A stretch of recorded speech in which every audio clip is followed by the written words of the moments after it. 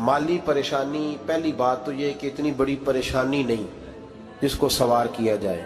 आयत पढ़ूंगा कुरान पाक की और मेरा ख्याल है कि बहुत सारी परेशानियां तो कुरान मजीद के लफ्ज़ों से दूर हो जाएंगी। सूरह हूद है, उसकी आयत नंबर 6 है, 12वें सिपारे की पहली आयत है। क्या अंदाज है और मेरे रब का कितना मन मोह लेने वाला और दिल को छू लेने वाला अंदाज है। रब करीम ने फरमाया वमा मिन दाब्बतिन फिल अर्द, फरमाया नहीं ज़मीन पर कोई भी ऐसा चलने वाला, ज़मीन पर कोई ऐसा नहीं जो चलता हो, इल्ला अलल्लाहि रिज़्कुहा, जिसका रिज़्क अल्लाह ने अपने ज़िम्मे न लिया हो।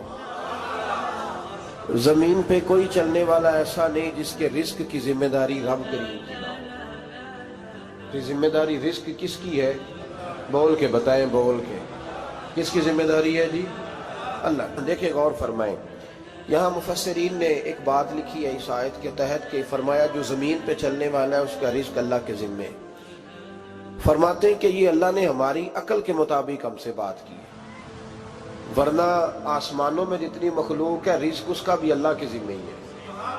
यहाँ जो फिल अर्द के लफ्ज़ है ज़मीन पे, वो हमें समझाने के लिए कि तुमने तो सिर्फ ये दुनिया देखी है ना, तो जिसको तुमने देखा है वो सब खाते अल्लाह का दिया हुआ ही है।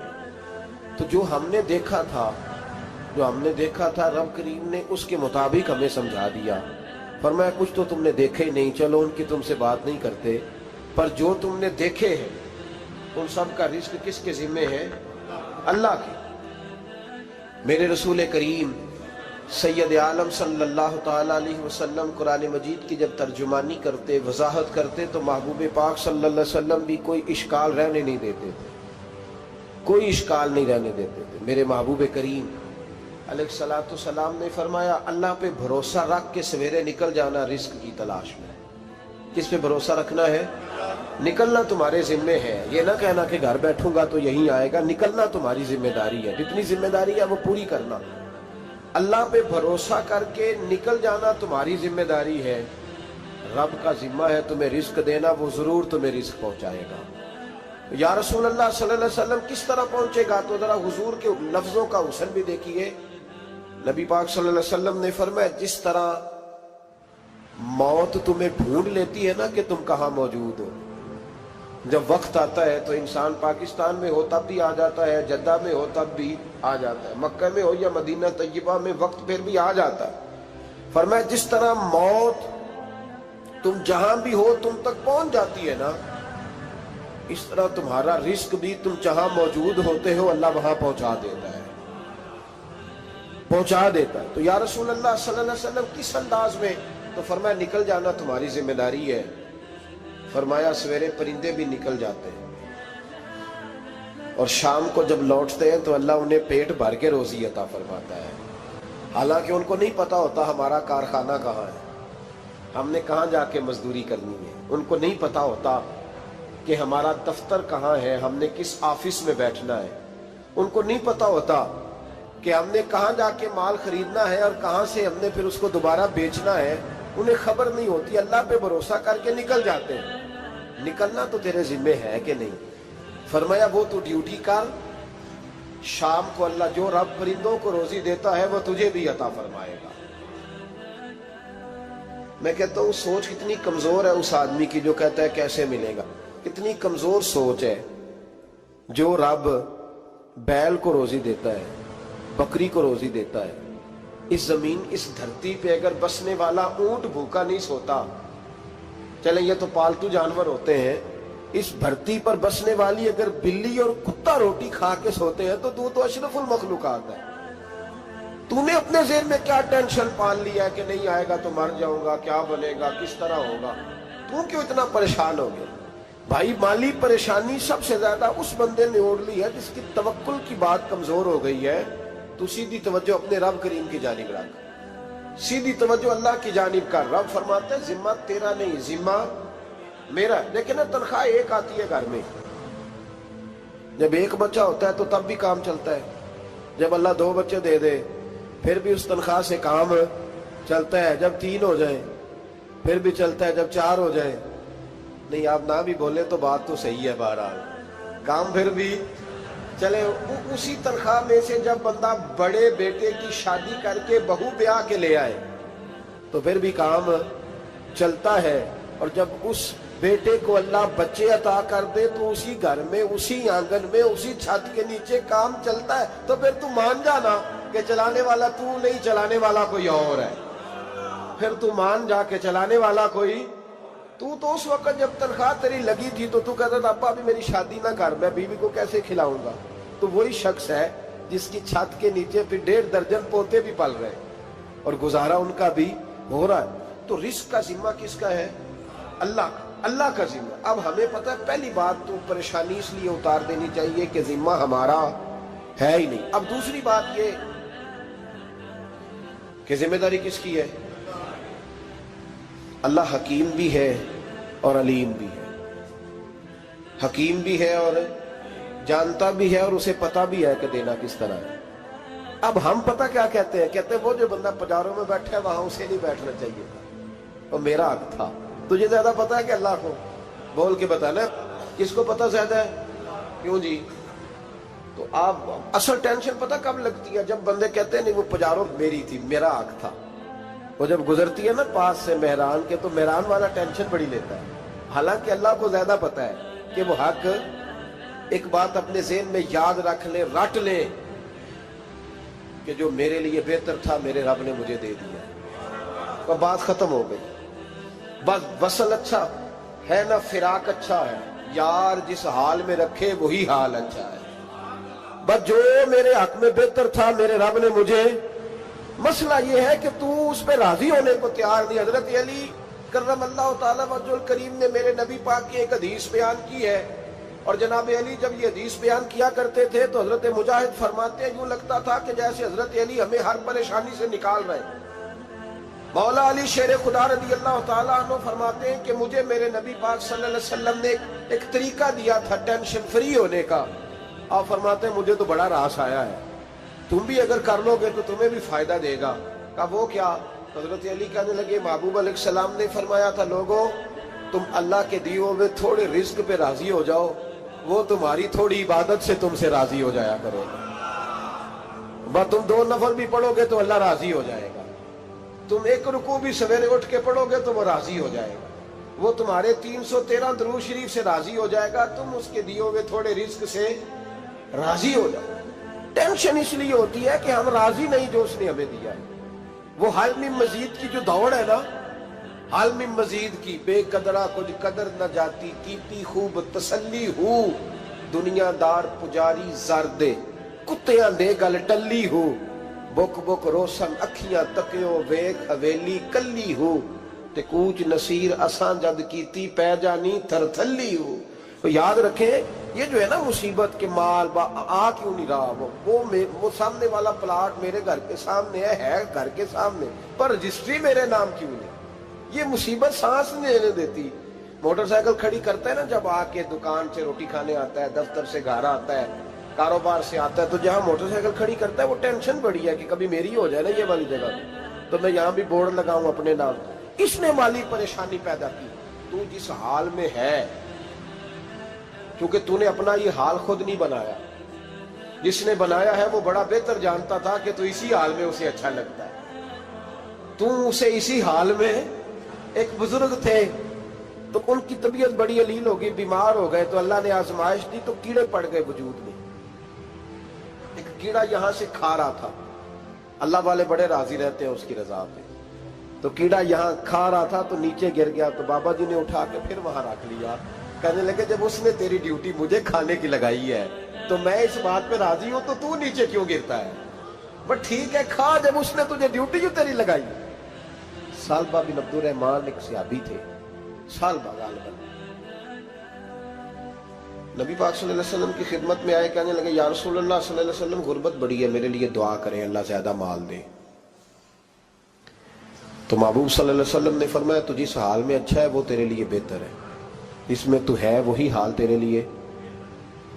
مشکل ہے نا یہ جواب سننا۔ کہتے پیر صاحب فلان جگہ سے تویز آیا، وہاں تو وارے نے آرے ہو گئے، تو آپ کے ہاں، تو میں کہتا ہوں یہ تویز دینے والا اگر تویز دے کے امیر بناتا ہے تو پہلے خود کیوں نہیں بنتا؟ یہ خود تو 150 کا تویز بیچ رہا ہے، اپنی بیچارے کی حالت یہ ہے۔ اگر اتنا ہی تویز اس کا چلتا ہوتا تو پہلے 5 پجاروں اس کے دروازے پہ کھڑی ہو۔ عجیب چکر ہے اور عجیب جگہ لوگ الجھ گئے، سمجھتے ہی نہیں بات کو۔ یا رسول اللہ صلی اللہ علیہ وسلم دعا کر دے تو محبوب نے کیا فرمایا؟ فرمایا تو جس حال میں ہے نا وہ حال تیرے لیے بہتر ہے، اسی میں رہ۔ کہ نہیں حضور دعا کرے۔ فرمایا سال بعد تو باز آ جا۔ حضور دعا کرے۔ فرمایا تو باز آ جا۔ 2-3 دفعہ کا ضد کی، محبوب نے فرمایا جا پھر اللہ تجھے زیادہ پیسے دے گا۔ چند بکریاں خریدی، اتنی برکت ہوئی کہ بکریوں کے ریوڑ بن گئے۔ پھر کچھ بکریاں بیچ کے گائے خرید لی، ان کے بھی ریوڑ ہو۔ پھر کچھ اونٹ اونٹنیاں لے لی، ریوڑ ہی ریوڑ۔ پہلے 5 وقت مسجد میں آتے تھے، اب فجر اور عشاء رہ گئی۔ پھر مال زیادہ ہوا تو مدینے شہر میں کوئی جگہ ہی نہیں، مدینے سے باہر حویلی خریدی، پھر جمعہ ہی رہ گیا۔ جمعے کے جمعے آتے، زکوٰۃ کا حکم آیا۔ میرے نبی کریم علیہ السلام نے حضرت ابو ہریرہ کو بھیجا، فرمایا جا اسے کہہ تیری زکوٰۃ بنتی ہے 2.5%۔ 10 کروڑ روپیہ ہو تو کتنی زکوٰۃ بنتی؟ بھئی 1 کروڑ کی 2.5 لاکھ ہوئی نا، تو 10 کروڑ کی کتنی ہوئی؟ تو بڑی مصیبت ہے جب بینک سے میسج آتا ہے نا کہ 25 لاکھ نکل گیا تیرے اکاؤنٹ سے، بہت بڑی مصیبت، بڑی ٹینشن ہوتی ہے۔ ایک صاحب میرے پاس آئے، ان کی زمین اچانک مہنگی ہو گئی، اچانک پہلے کچھ 15-16 لاکھ کی ایکڑ زمین تھی، پھر وہ کروڑ کی ہو گئی۔ تو میرے پاس آئے، کہنے لگے وہ 10 کروڑ روپے بنتے ہیں تو زکوٰۃ، تو میں نے کہا آپ نے کیا کیا؟ زری زمین پہ عشر آتا ہے، اس پہ زکوٰۃ نہیں آتی، تو آپ نے کیا کیا؟ کہنے لگے وہ کچھ سوسائٹی کے رول کے مطابق میں نے فائلیں وغیرہ لے لی ہیں، اب میں نا کبھی موقع آئے گا تو ان کو بیچوں گا۔ تو میں نے کہا اب تو آپ کا یہ مال ہو گیا بزنس کا، تو اب تو اس پہ زکوٰۃ آئے گی۔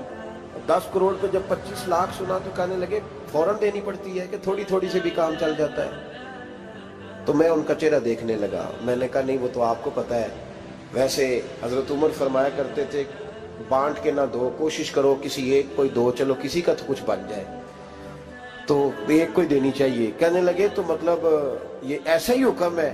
میں نے کہا آپ کسی اور سے تحقیق کر لیں۔ اب یہ بھائی لیتے وقت نہیں تجھے ٹینشن ہوئی کہ 15 لاکھ کا کروڑ ہو گیا، تو اس وقت کبھی تو نے کہا کہ یا اللہ، تو یہ کیسی سوچ ہے مسلمان؟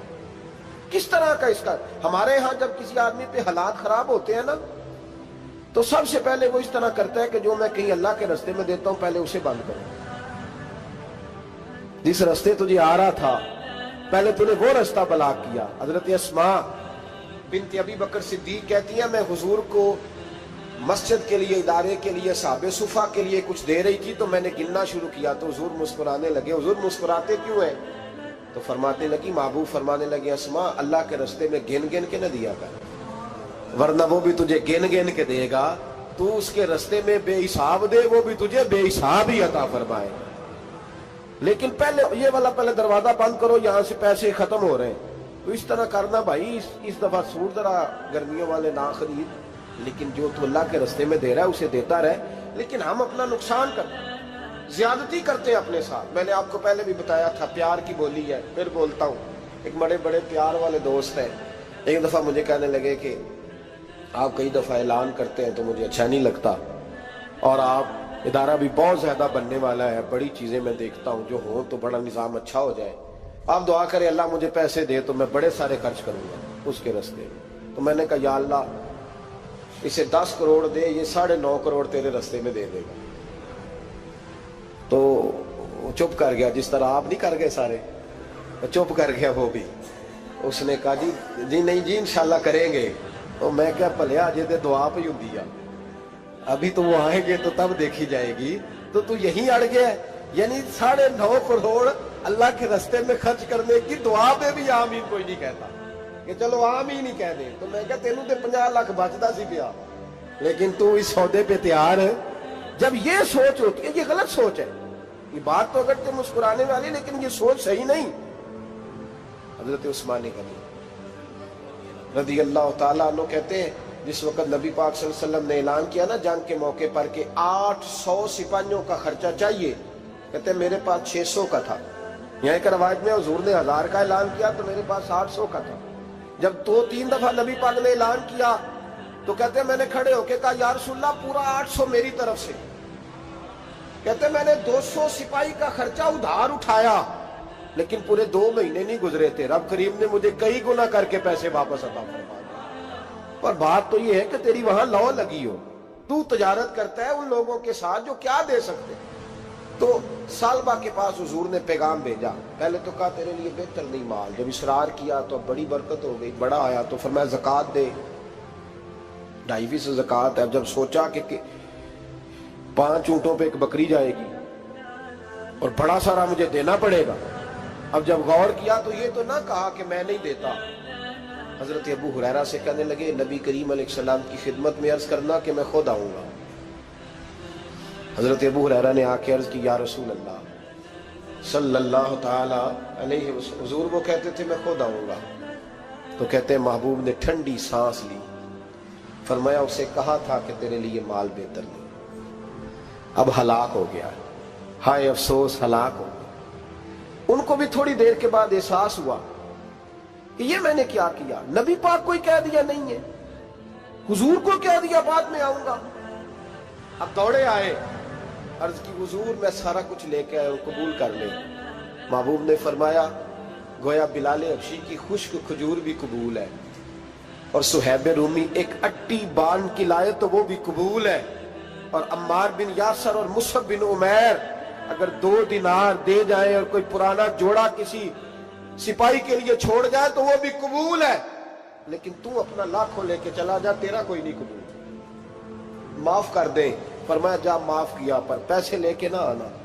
اگلے سال پھر آئے، بندے ہوئے ہاتھ ہیں، محبوبہ میں دولت کا کیا کروں گا، آگ لگانی ہے، قبول کر لیں۔ فرمایا تو لے جا، تیرا نہیں قبول، گرا جو ان کی نگاہ سے وہ سنبھل نہیں سکتا۔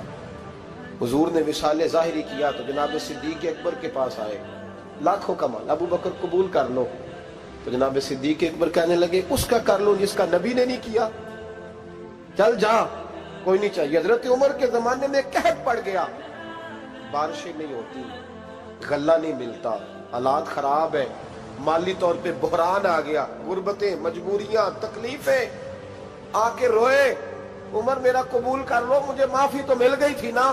فرمایا معافی اپنی جگہ پہ، پر جس کا مصطفیٰ نے قبول نہیں کیا۔ بہت سارے لوگوں کو پتہ ہی نہیں کہ ان کا قبول ہی نہیں ہوا، اور وہ الجھے ہوئے، انہیں خبر ہی نہیں کہ اصل بات کیا ہے۔ فرمایا جس کا مصطفیٰ کریم نے قبول نہیں کیا، اب ہیرے اور جواہرات بھی لے کے آئے تو بھوکے مریں گے، پر اس کا قبول، اس بات پہ راضی رہو، اس حال میں اللہ نے رکھا ہوا، اس حال میں راضی رہو۔ یہ جو مصیبت ہے نا دیکھنی کہ وہ بھی میرے پاس، تمہیں کیا پتا، کبھی پوچھ تو صحیح اس سے وہ کس مصیبت کا شکار ہے، جو مالی طور پہ بڑا امیر ہے، تو اس کی طرف دیکھ کے اپنا دل برا کرتا ہے۔ بس جس حال میں رب نے رکھا ہے اس حال میں رہ۔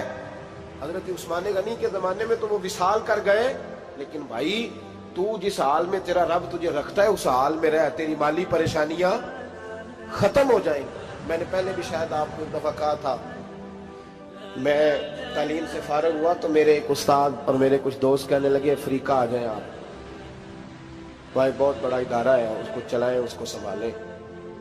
میری والدہ سے میں نے کہا، اس طبیعت ہوتی ہے نا انسان کی، میرا بھی دل لگ گیا۔ میری اماں پڑھی نہیں تھی لیکن اللہ نے دانائی بڑی عطا فرمائی تھی، حکمت بڑی تھی، سیانی بڑی تھی۔ تو میں نے کہا اماں جی وہ مجھے ساؤتھ افریقہ کی دعوت ہو رہی ہے تو آپ کیا کہتی ہیں؟ تو اٹھ کے میرے پاس آ گئی اور مجھے انہوں نے اپنے بازوؤں میں لے لیا، پھر میرا ماتھا چوما، کہنے لگی پتر میں تے وال بھی نہ پوٹ کے دیوا کسی نے، ہم نے دولت کا کیا کرنا، تو اللہ کا نام لے کے کہیں بیٹھ جا، رب کریم رون کے لگا دے گا، خیر ہو جائے۔ تو میرے بھائی یاد رکھیں ان چیزوں سے تھوڑا سا دیکھیں نا، قناعت کریں، جو اللہ نے دیا اس پہ راضی ہو جائیں، اللہ بڑا مہربان ہے، وہ آسانیاں کر دیا کرتا ہے۔ تو یاد رکھیں میرے رسول کریم علیہ السلام نے ایک تو ہمیں درس یہ دیا ہے کہ تو سمجھ جا، قرآن نے ہمیں بتایا ہے کہ روزی تیری ذمہ داری نہیں، روزی کس کی ذمہ داری ہے؟ اللہ کی۔ اور دوسری بات یہ کہ جو اللہ نے تمہیں دیا ہے اس پہ تو راضی ہو جا، تیری مالی پریشانیاں ختم ہو جائیں۔ اور پھر حضور صلی اللہ علیہ وسلم نے فرمایا مذہبی طور پر جب دیکھو تو آگے دیکھو، اور دنیاوی طور پر جب دیکھو تو پیچھے دیکھو، پریشانی ختم ہوگی۔ مذہبی طور پر جب دیکھو، جو 5 نمازیں پڑھتا ہے وہ تہجد پڑھنے والے کو دیکھے، اور جو تہجد پڑھتا ہے وہ اشراق چاشت پڑھنے والے کو دیکھے، اور جو بندہ اشراق اور چاشت پڑھتا ہے پھر اس کو دیکھے جو سارا دن مصطفیٰ پہ درود پڑھتا ہے۔ ऊपर ऊपर देखे कि मैंने और नेक होना है और नेक, और जब माली मामला है तो फिर नीचे देख। अगर तू बैठा ना पजारों पे तो फिर टूडी वाले पे नजर कर, उसका क्या हाल है। और अगर तू वहां बैठा है तो देख, मेहरान वाला भी तो गाड़ी चला ही रहा है ना। और अगर तू वहां है तो मोटरसाइकिल वाला देख, और तू वहां है तो फिर साइकिल वाले पे नजर, और अगर तू साइकिल वाला है तो पैदल वाले को देख, अगर तू किराए के मकान में रहता है तो फिर झोंपड़ी वाले को देख, और अगर तू झोंपड़ी में रहता है तो फिर भी परेशान ना होना। कुछ ऐसे भी हैं जिन्हें झोंपड़ी भी नसीब नहीं, जो सड़क पर लेटे हुए। और अगर तू तंदुरुस्त है ना तो कभी जाके अस्पताल में देख हाल क्या है, लोग किस हाल में है। तो हम शुक्र नहीं अदा करते, उसका नुकसान क्या होता है, नेमतें चली जाती हैं। अल्लाह फरमाते लाइन शकर तुम लाज़ीदन्नकुम, तो शुक्र अदा कर, मैं नेमतों में इजाफा कर दूंगा। तो भाई माली परेशानी का तीसरा सबब यह है कि हम देखते हैं माली तौर पर ऊपर, तो फिर हमें तबीयत बिगड़ती है। और फिर माली परेशानियों के कुछ और असबाब भी हैं। इमाम शाफी फरमाते हैं जिन घरों में लोग फजर की नमाज के वक्त सोए होते हैं उन घरों में रिस्क नहीं आता। आप फरमाते हैं फजर का वक्त अल्लाह के देने का वक्त है, उस वक्त अल्लाह बांटता है। हुजूर सल्लल्लाहु अलैहि वसल्लम का फरमान है ना हदीस में कि तहज्जुद के वक्त अल्लाह पहले आसमान पे नुज़ूल जलाल फरमाता है जो उसकी शान के लायक है तहज्जुद के वक्त, और वो कहता है मांगो मैं तुम्हें अता करूंगा। लेने की बारी आए तो बंदा समेट समाट के अंदर घुस जाए। हमारे यहाँ ये होता है कि शाह के बाद बच्चे बैठते हैं मोबाइल लेके, तहज्जुद का वक्त आता है तो उनकी आंखें बंद होनी शुरू होती, तो लेने के वक्त तो तू सोया था, तेरा मसला कैसे हल होगा भाई। जब कोई आदमी खैरात बांट रहा हो तो जो प्याला पीछे कर ले उसे मिलेगा। कहते उस वक्त आना जब मैं बांट रहा था, अब तो किधर आ गया है। मिसाल दे रहा हूं, तो फजर का वक्त मांगने का है, तो सारी रात तो गुजर गई गेमें खेलते टीवी देखते, और जो लेने का वक्त था तू सो गया, तो कैसे आएगा तेरे पास। तो उठे सवेरे, बंदों से मांग के देख लिया, बड़ी इज्जतें खराब हुई। फजर का वक्त उठ के झोली फैलाए। मेरे रसूल पाक अलैहि सलाम फरमाते, रब फरमाते जब बंदे मेरे आगे झोली फैलाते मुझे शर्म आती है।